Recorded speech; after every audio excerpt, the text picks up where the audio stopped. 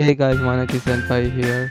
Last week we worked on this UI and we changed it from this to this. So in today's week I'll work on the cooldown thing first and then we'll see. But before we start, this video is sponsored by Tadpole Tales and Andrew. If you like devlogs, then you should subscribe to Andrew's channel. He's my good friend buddy. Go subscribe and go to his latest video and write some wholesome comments. He's really a sweet guy. And he's currently working on his game called Tadpole Tales. Tadpole's Tales is A 2D hand-drawn game where you are a tadpole that cleans rivers and fights pollution.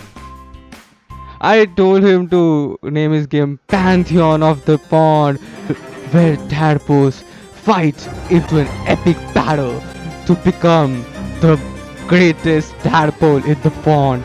The Pantheon of the Pond. Epic battles, intense action.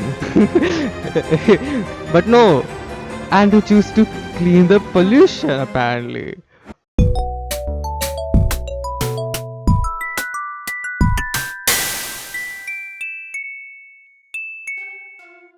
Alright, so I finished implementing the cooldown reduction and I fixed the attack bug. There's still one bug, but that's fine, that I can fix that later. Cooldown is here. Watch, currently it's empty. There will be a cooldown text timer for exact seconds, but for now it's just a slider, blue slider. You see that? There will be the icon.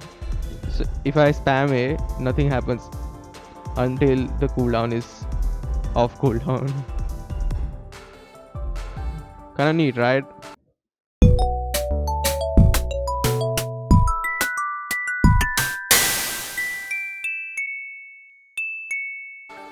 Alright, so I finished the cooldown counter. You see that? 1 0 here.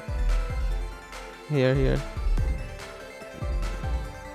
When I attack, it goes on cooldown. So the UI is working now. I still need to put the symbol attack here in this box. If I let's increase the cooldown so you can see it better. Now it will be 10, 9, 8, 7, 6, yeah. So yeah, I worked on that. After this, life stuff happened. So I asked Andrew what to do when you haven't worked on your game, and he said it's okay to take breaks. So yeah, then I asked him what do I put in the devlog, and he said you can talk about live stuff, but I won't talk about live stuff because that would be boring. Saying that it's boring because I don't want to talk about live stuff, because talking about live stuff gives me anxiety and existential crisis, and no. Since the thing that I was supposed to work on is connected to rest of the things, I can't show you anything. So I'll show you that in next devlog. So you basically are getting double content in next devlog, so you don't have anything to complain. So yeah.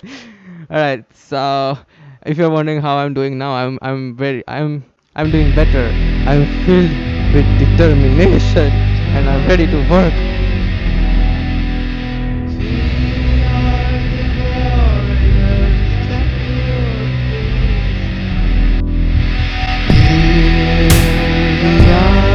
Don't turn away now.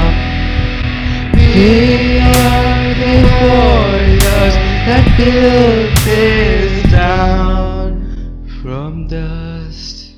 So while I was not working on the game, in my head I was thinking about a game design problem that I i- that I have in my game. It's not a problem, but I saw this video by extra credits on non-violent games, how they made mechanics other than fighting fun. So since my game is kind of, the main story has a lot of fighting in it, but besides that there aren't much enemy in my game.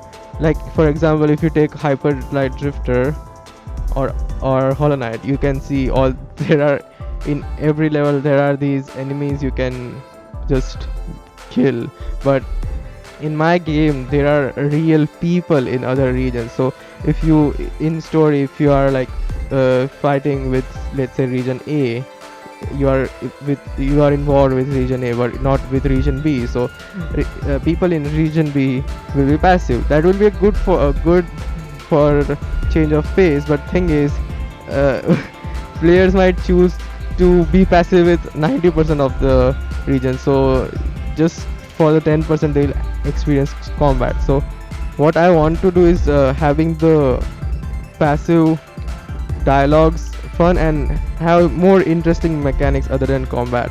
So right now my game is 50% action and 50% puzzles, right? So instead of 50% action, if I minimize it to 25% action and add 25% dialogue, which would like fun interactive dialogue and conversation, like you can win a war just by negotiating kind of, but you have to carefully think about what to talk and stuff. So that's what I was thinking. Or I can just increase the puzzles and make 75% puzzles, but then it won't make a lot of sense, because why on earth would a person randomly make puzzles on roads and on would randomly make so many puzzles? I mean, there is a limit to how much dungeon I can fit, because it's kind of a real world setting, open world kind of. So I mean, if you walk around in your town, I don't think you see any puzzles. So yeah, so if you have any suggestions, please leave them down in the comments or on my Discord. You can just join my Discord, link in bio. But because that's kind of like, so I'm kind of stuck because I don't want to just add generic enemies you can just beat up just for the sake of it. I want everything to have a reason for it. Same way, I can't just add random puzzles everywhere without a reason. So maybe I should add a new mechanic that's fun or something. I don't know now. I'm thinking about it. I'm looking at other games which are non-violent, but I can't find much. For like example, a game like Portal, which is non-violent, but it has its own mechanic and it's not an open world settings. It's I don't know. Help me with that one, please. Thank you guys for watching. Please help me out with this mechanic, because I don't want my game to be just like every generic game. I mean, that's the last option. I'll just add generic enemies you can beat up, but that just feels wrong to me. Also, make sure you go to Andrew's channel and leave some good comments to him. He's a really nice guy, and subscribe to him. So yeah, bye bye.